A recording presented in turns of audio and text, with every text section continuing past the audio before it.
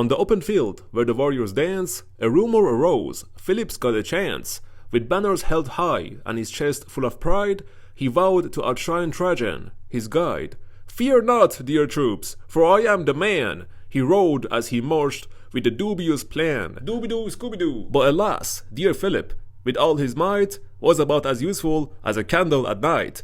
Trajan stood firm, his aura divine, while Philip's poor buffs fell short of line.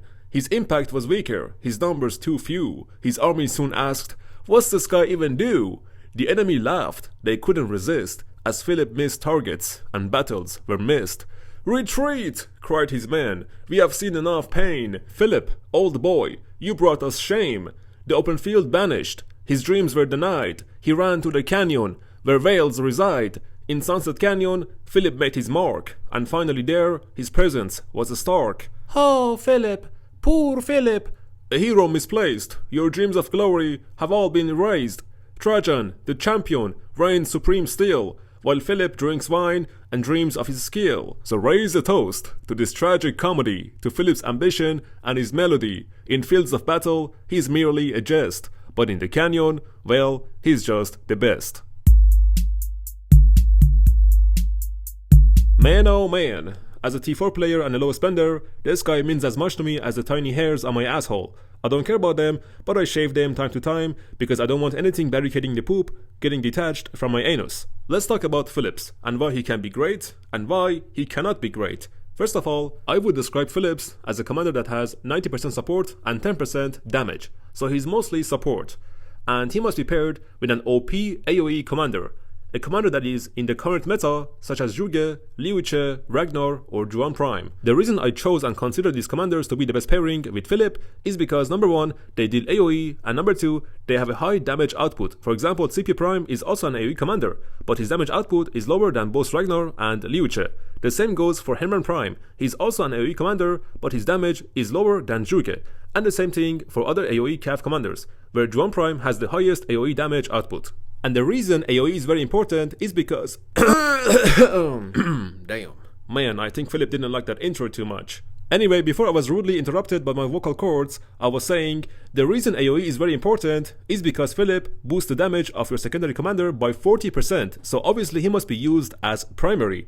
Plus he makes them to take less damage by 20%, and this buff not only applies to you, but also 5 nearby allied troops. If Philip is used as secondary, then the active skill buff is useless to you and only beneficial for supporting the nearby allied troops, and it has lesser value. So instead of 40% damage bonus and 20% damage taken reduction, it's only 20% and 10% respectively, as described in the skill. However, this buff lasts only for 2 seconds like you in the bed, so this duration is very short. So the nearby troops that you buff must get super lucky so that Phillips' buff lands on their active skill, otherwise it would only boost their normal damage, which is nothing compared to their skill damage. The second skill is one of the best in his kit. Great stats, and you must keep in mind that using an stratagem on this commander doesn't apply all of the stats to a single troop type. So for example, if you make Philip a cavalry commander by putting an stratagem on him, he would still only benefit from 45% cavalry attack and 20% march speed, and all the other stats for infantry and archer will not be counted and applied. The third skill, 15% march speed and 50% damage taken reduction if Philip is using 2 or more different unit types, and 30% more damage if you're using only a single troop type like cavalry or infantry or archer or even siege. Again, a great skill with great stats. Moving to the fourth skill, it's basically a random AoE damage and a rage reduction debuff. It's only 10%, so it's very random. And finally, the expertise gives you a 40% chance to do a double active skill activation, and it also gives the commander who is paired with Philip a 20% chance to do a double active skill activation. This isn't a 100% chance, so don't get so much overhyped over this skill, plus it's every 7 seconds.